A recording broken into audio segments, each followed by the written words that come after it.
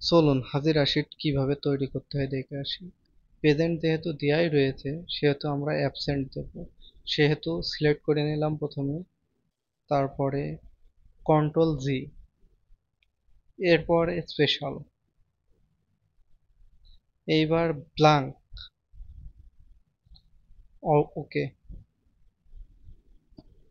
এবার এ লিখবো আমরা, কন্ট্রোল প্লাস ইন্টার,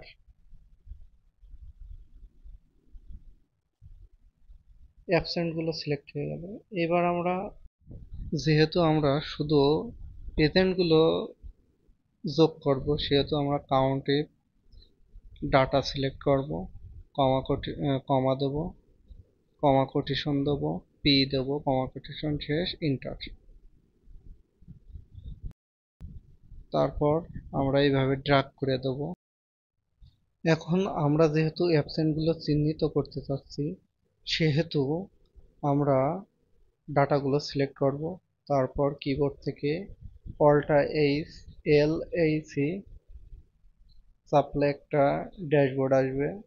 যেহেতু আমরা অ্যাবসেন্ট গুলো কালার করব সেহেতু আমরা এখানে শুধু এ লিখে ইন্টার চাপলেই হবে। ধন্যবাদ।